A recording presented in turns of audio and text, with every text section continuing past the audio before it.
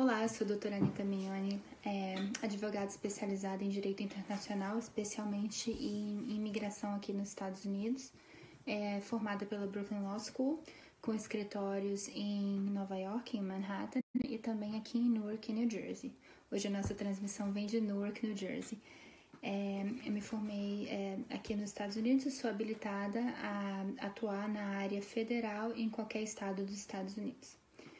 Bem, pessoal, a gente tem tido bastante perguntas, muitas, e a gente tentou juntar as mais comuns e tentar tirar as dúvidas do pessoal e tentar esclarecer o máximo possível essas dúvidas que são constantes e tentar dar uma informação que procede, né? Porque, como a gente sabe, em relação à imigração há muitos boatos e isso estressa muito o pessoal. Então, vamos lá, a intenção disso é um bate-papo. Então, se você está aí assistindo e quer fazer uma pergunta, por favor, mande pra gente. A gente vai fazer o possível também para tirar suas dúvidas. A primeira pergunta que a gente tem é da Ana Jara. Ana Jara é cidadã americana e ela quer legalizar os sobrinhos. Ela quer dar o green card para os sobrinhos dela. E ela pergunta se há alguma lei que possibilita que ela faça isso. Ana Jara, infelizmente, a resposta é não. A imigração permite que você legalize pai, mãe, seu cônjuge, filhos ou irmãos. Então, você realmente pode legalizar seus sobrinhos, mas seria um caminho bem mais longo. Você teria que legalizar primeiro o seu irmão ou sua irmã, né, que são os pais dos seus sobrinhos, o pai ou mãe dos seus sobrinhos, e por essa via, seu sobrinho seria legalizado. Infelizmente, o tempo de espera, porque a última prioridade seria a quarta prioridade para a obtenção do green card, o tempo de espera tem chegado a ser de 13 a 15 anos. E isso, claro, é uma estimativa que pode mudar. O boletim de visa, ele é emitido pelo Departamento de Estado todo mês, então sempre há uma mudança, mas a média realmente é bem longa. Em relação à sua sobrinha, não teria como a idade dela ser congelada durante o processo, durante o tempo de espera. Então, também seria um tempo mais longo. Para minimizar o tempo que ela poderia se legalizar, o meu conselho é que ela não se case, porque a partir do momento que ela se casa, ela já cai de prioridade um pouco mais. Então, ela sendo já filha de uma pessoa legalizada, a prioridade é uma pessoa solteira, tem a prioridade maior do que uma pessoa casada. Mas infelizmente não tem como congelar a idade dela no momento em que foi aplicado para os pais. Essa próxima pergunta vem do André. André morou nos Estados Unidos e quando ele veio, ele foi preso pela imigração americana. Ele conta pra gente que ele foi liberado com os papéis que ele não sabe o que continha escrito neles. Então a gente já vai... Deixa eu pausar aqui e já tentar esclarecer o que tinha nesses papéis. Esse papel se chama, provavelmente, a Notice to Appear, que a gente chama de NTA. A NTA diz o seguinte, é o primeiro passo, é o primeiro documento que é emitido para que o seu processo de deportação se inicie. O documento diz que seu nome é fulano de tal, você nasceu em tal data, você entrou sem permissão prévia, né, sem o visto, em tal border, né, talvez pelo México, Hidalgo, Rio Grande, enfim, seja o lugar que entrou, sem permissão, e por isso você é sujeito a iniciar os processos de deportação. Logo embaixo, geralmente eles te dão a data que você tem que comparecer à audiência de deportação. Talvez tenha sido perguntado, né, para o André se ele tem medo de voltar para os Estados, de voltar para o Brasil ou não, né, caso isso seja um caso de asilo político. Nesse caso, não parece que perguntaram a ele ou que ele não disse que tem medo. Então, ele continuou contando pra gente, algumas pessoas disseram que era uma autorização para permanecer nos Estados Unidos, mas que ele teria que comparecer à corte americana. Bem, não é. É o documento que diz que ele é sujeito à deportação e que o processo de deportação dele foi iniciado. Caso ele iniciasse um processo de asilo político, depois de 6 meses, aproximadamente 6 meses em que o processo de asilo político é recebido, é permitido que a pessoa aplique para uma permissão de trabalho. Essa permissão de trabalho não é permanente e não garante que a pessoa possa ficar nos Estados Unidos por muito tempo. O processo de deportação continua vigente e continua procedendo. Bem, ele fala também que como 80% das pessoas fazem, ele não foi, e passado mais ou menos 1 ano e meio, ele foi embora para o Brasil. Como ele também conta que isso se faz 11 anos e quer saber se há possibilidade dele conseguir o visto e quais são as possibilidades dele obter esse visto. A possibilidade de ele conseguir o visto, André, essa é boa notícia, né? Que já passou, você é impossibilitado de voltar por 10 anos. Então, você provando que você saiu, mostrando a prova que, né, que você comprou a passagem e que você saiu do país, que você se autodeportou e já se passaram os 10 anos, você passou cumpriu os 10 anos de pena no Brasil, você não é mais sujeito à pena dos 10 anos, porque já foi cumprida. Em relação à possibilidade de visto, seu visto não vai ser negado por causa disso. Agora, também há outros fatores na obtenção do visto, né? A pessoa tem sempre que provar que tem vínculos no Brasil, que não vai ficar ilegal nos Estados Unidos, que tem condição de financiar essa viagem. Então, isso não é o único fator. Só que esse fator em particular já passou. Como já se passaram 11 anos, o que eu recomendo para o André é que ele vá munido dessa prova, que ele vá à entrevista de visto munido da prova que ele já esteve aqui, mas que ele se autodeportou e que já se passaram mais de 10 anos desde essa autodeportação.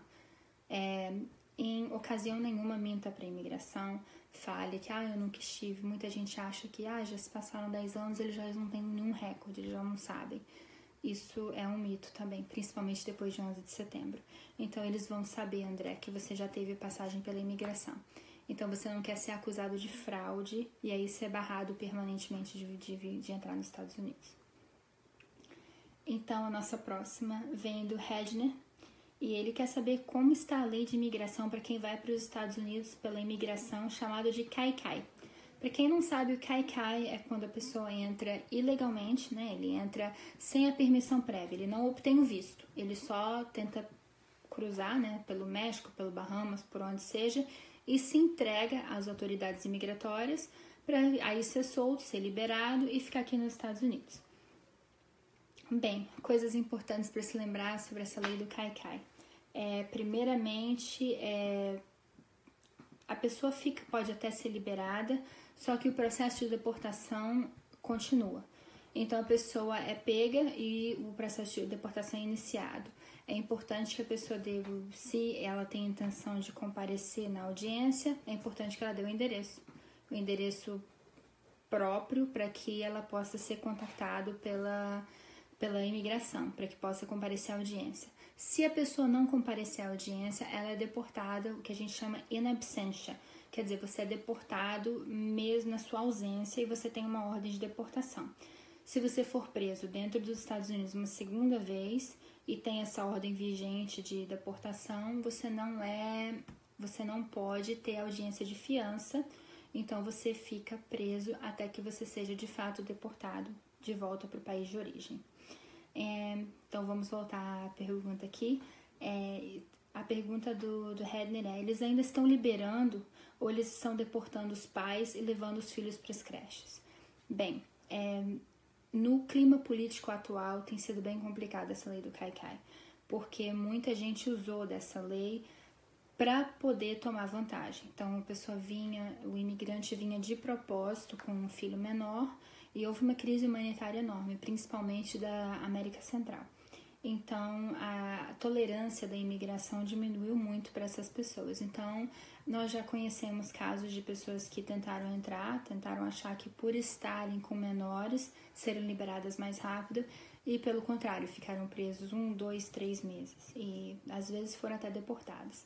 O que eu posso garantir é que eles não estão deportando os pais e mantendo os filhos aqui nos Estados Unidos. Se eles vão deportar, eles deportam a família, o pai e o menor.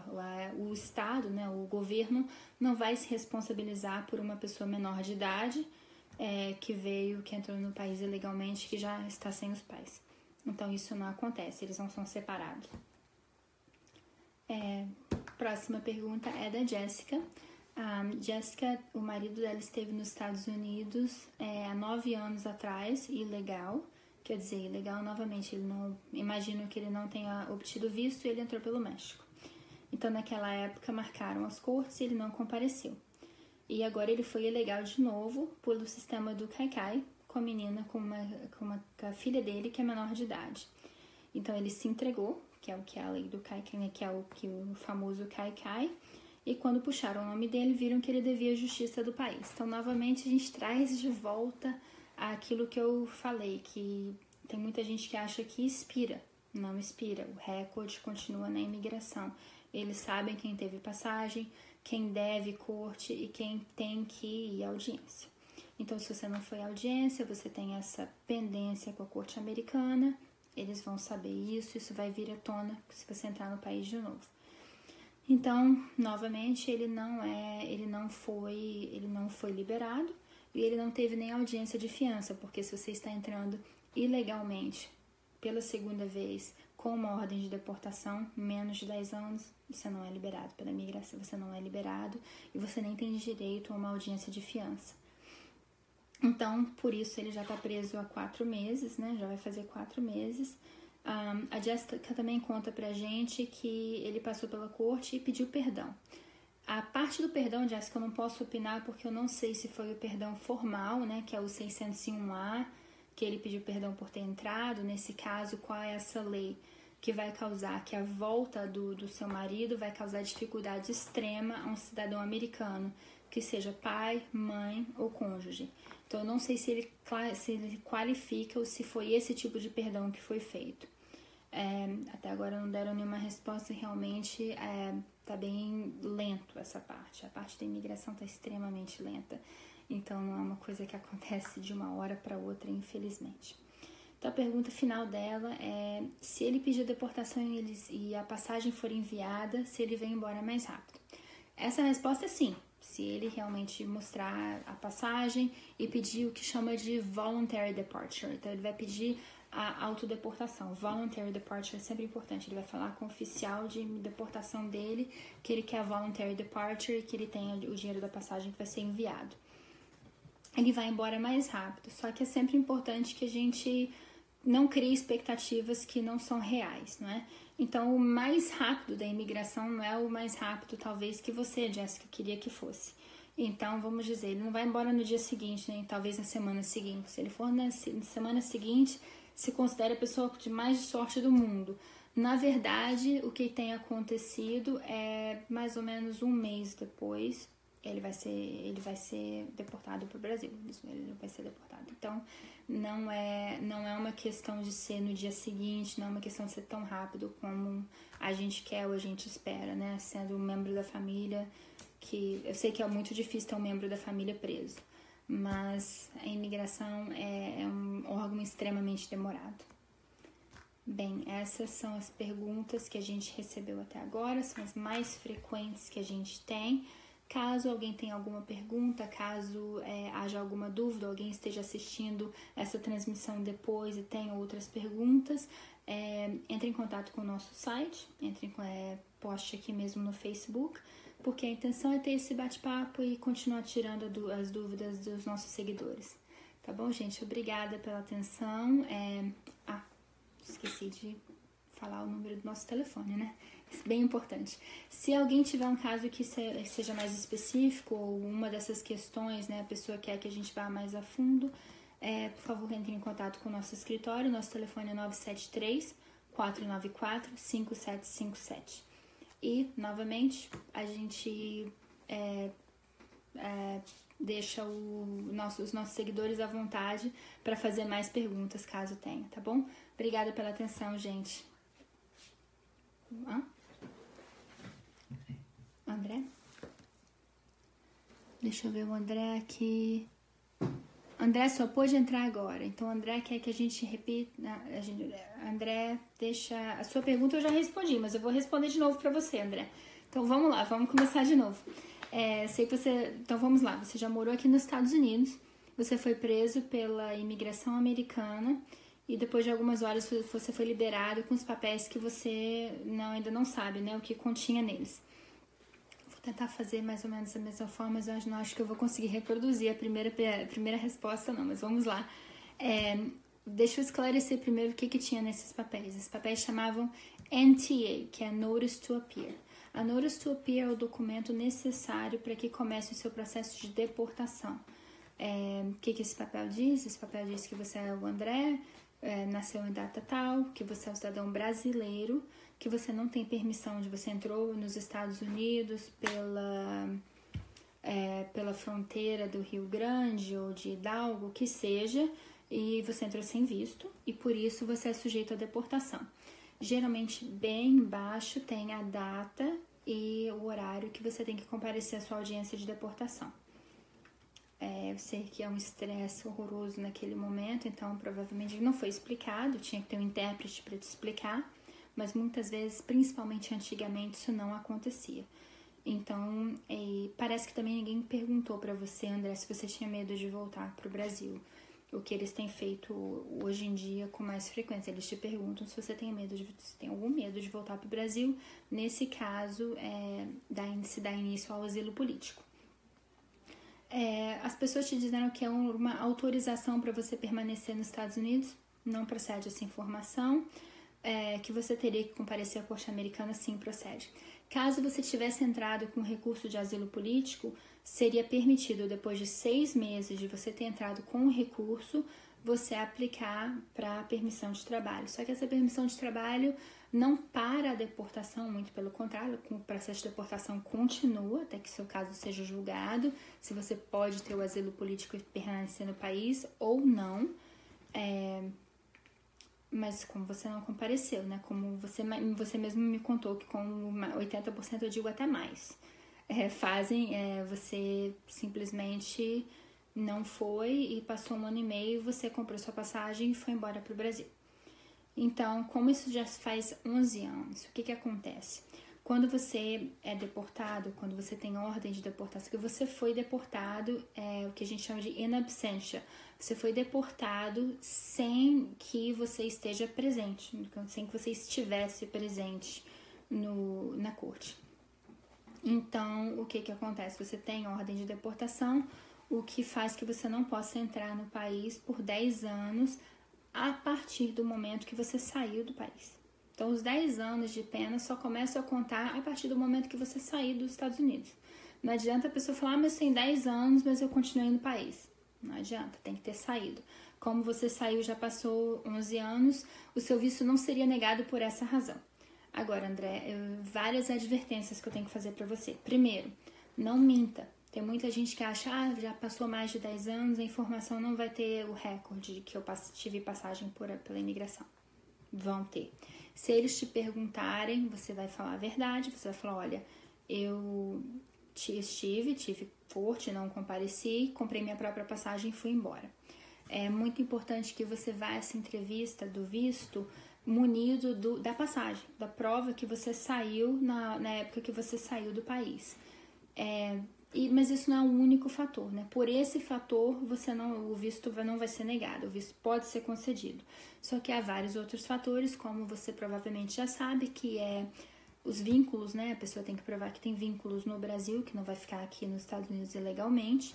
Também que tem os fundos, né? Para financiar a própria viagem, etc. E também tem sempre aquele incógnita que o agente olha no olho da pessoa e às vezes decide que sim ou decide que não.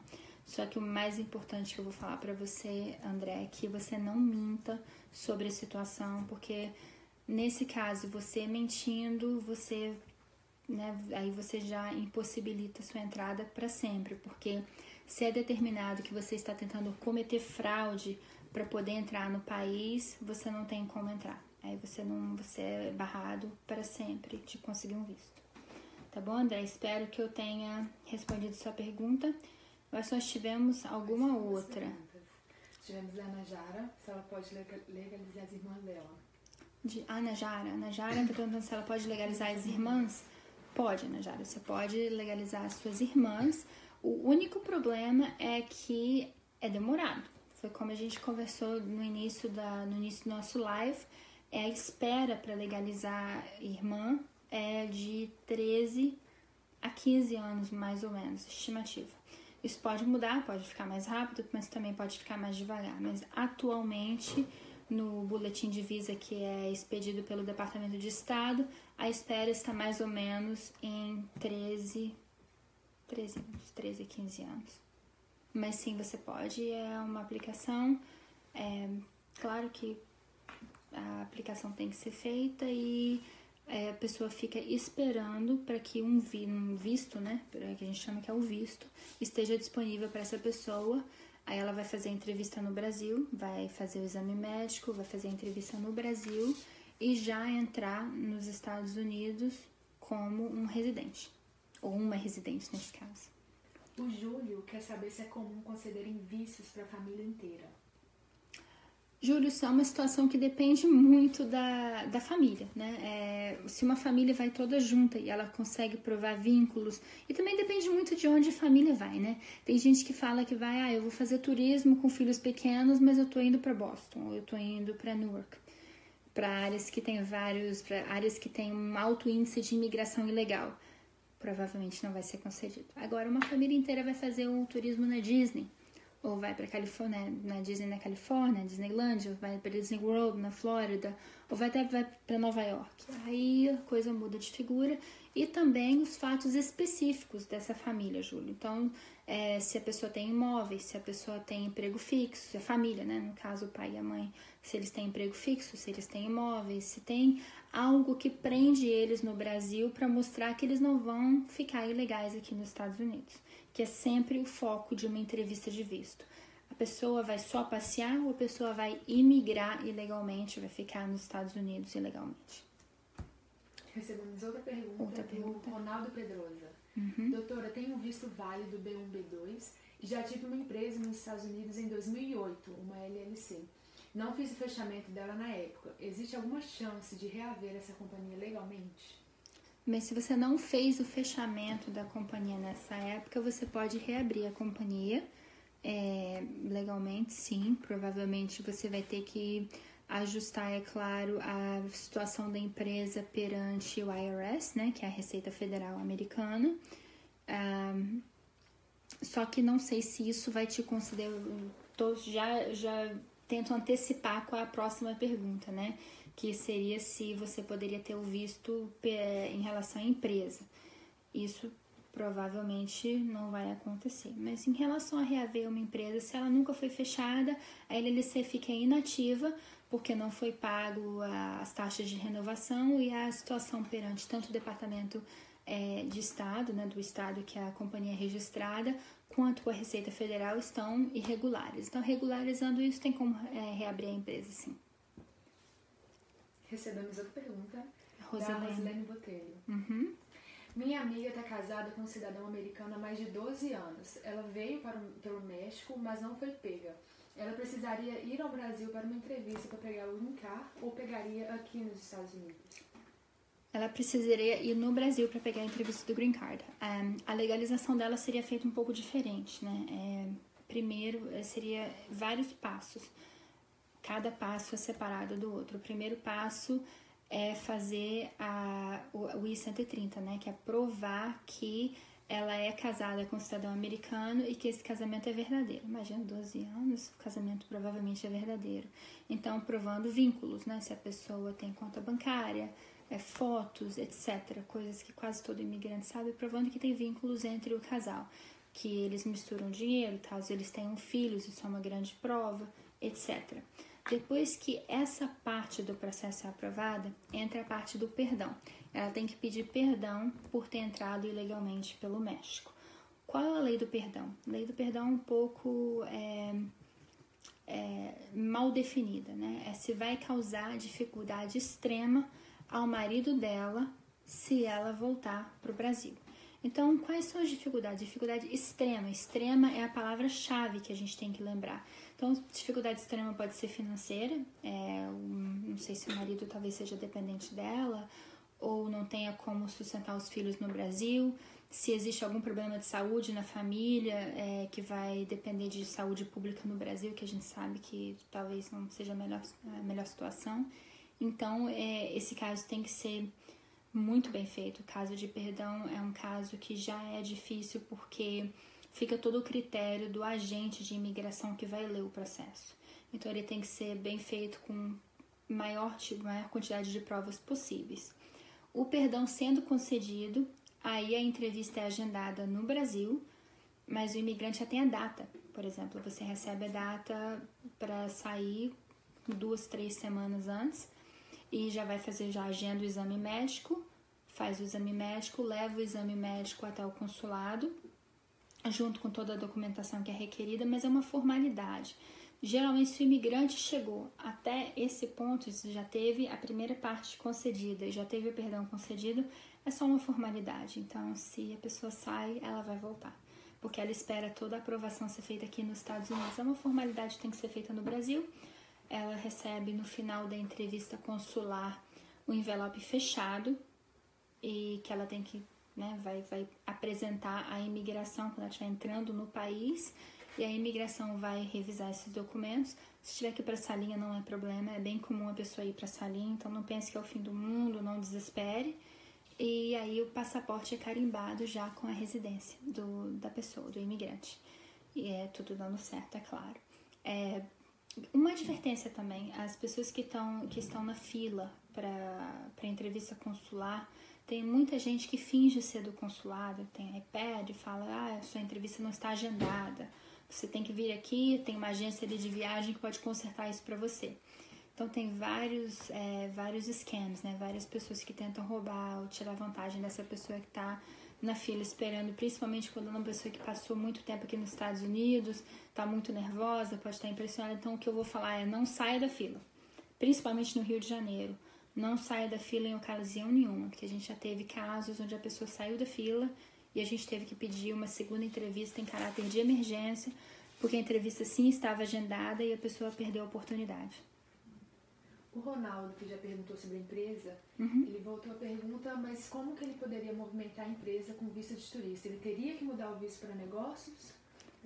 Ele teria que tentar mudar o visto para negócios, ou ele pode movimentar a empresa com pessoas contratadas por ele que vão trabalhar. E você pode vir aqui olhar os seus investimentos, Ronaldo, com visto de turista. Você pode vir olhar os investimentos, como a sua empresa está indo, mas você não pode trabalhar. Então, você pode revisar desde que tenha alguém que seja possibilitado a trabalhar, ou que tenha o green card, que seja cidadão, ou que tenha permissão de trabalho, que vá movimentar a sua empresa. Você pode entrar com visto de turista para supervisionar, para olhar, mas você não pode ficar aqui trabalhando, a não ser que você obtenha o visto de trabalho. A Jéssica, e quando a pessoa passa pela corte e eles estipulam uma fiança, mas a pessoa não é liberada? Isso é muito raro. Se eles estipulam a fiança, a pessoa é liberada a partir do momento que a fiança é paga. Então, geralmente a pessoa não é liberada só se a fiança não for paga. Se a fiança não for paga, realmente a pessoa não vai ser liberada. A pessoa não é liberada no mesmo dia também. Depois que o juiz estipula a fiança, geralmente pode demorar de 12 a 24 horas até a fiança entrar no sistema. A pessoa paga e aí é liberado ou no mesmo dia depois das 8 horas da noite, dependendo do local, ou no dia seguinte. Então ainda demora alguns dias para a pessoa ser liberada. Não é uma coisa imediata. Fez a fiança, o juiz decretou a fiança, a pessoa vai lá e paga, horas depois ela é liberada. Não, tem todo um protocolo para ser seguido. Então eu desconheço casos em que a fiança foi determinada e a pessoa não é liberada. Há uma outra possibilidade, porque se o departamento de imigração, eles sempre reservam o direito de apelo. Então, se eles apelaram a fiança e que eles não concordaram que a pessoa deve sair, eles apelaram a fiança, em alguns casos, é bem raro, mas tem casos em que o governo apela a fiança e aí o juiz decide que a pessoa realmente não pode ter a fiança e não pode sair.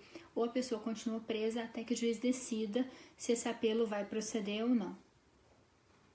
Nancy, tenho irmãos legais no país. Isso ajuda para eu conseguir o visto? Não. Nancy, o que ajuda para você conseguir o visto é você mostrar que você tem vínculos. Novamente, eu sempre vou bater na mesma tecla de novo, que é uma tecla bem importante. Não minta na sua entrevista de imigração. Então, se for perguntarem para você, você tem família nos Estados Unidos? Por mais que pode até te atrapalhar um pouco, se você disser que você tem irmãos. Só que você não pode mentir, porque se você mentir e no futuro você tentar uma legalização e descobrirem que você tinha irmãos morando aqui nos Estados Unidos, pode te causar um problema, porque aí você obteve o seu visto mentindo, então você cometeu fraude com a imigração. Isso vai te causar um problema, vai te gerar um problema muito grande e um atraso muito grande na sua legalização. Muita gente também acha que a carta convite, né? É uma carta convite para a pessoa, me responsabilizando. Isso também fica muito a critério do agente, né? Do cônsul, que vai olhar o seu pedido de visto. Muitas vezes ajuda, muitas vezes atrapalha. Eu já vi dar super certo, já vi dar super errado. Então, realmente continua uma incógnita. O que sempre ajuda, novamente, é a pessoa mostrar que tem vínculos no Brasil, que não vai ficar nos Estados Unidos ilegalmente, e que a pessoa tem bastante dinheiro para poder viajar, que não está só viajando para se aventurar e que vai precisar trabalhar aqui nos Estados Unidos.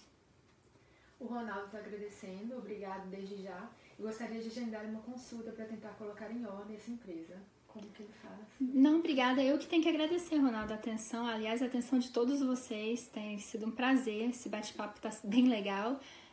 Como agendar? Liga para o nosso escritório, nosso número 973-494-5757, e a gente pode agendar uma consulta por Skype e a gente conversa e eu te oriento em particular sobre a sua empresa. A gente também pode fazer uma busca e ver qual é a situação atual da sua empresa para que você tenha todos os papéis também e que você fique munido da informação necessária. Bem, mais alguma pergunta? Bem, pessoal, acho que chegamos ao fim dessa transmissão. Espero que eu tenha tirado as dúvidas de vocês. Muito obrigada pela atenção. Novamente, o número do nosso escritório é 973-494-5757. Caso tenham mais perguntas, entre em contato com a gente também pelo Facebook. Para perguntas específicas, a gente também está disponível para consultas. Muito obrigada, pessoal, e uma boa noite.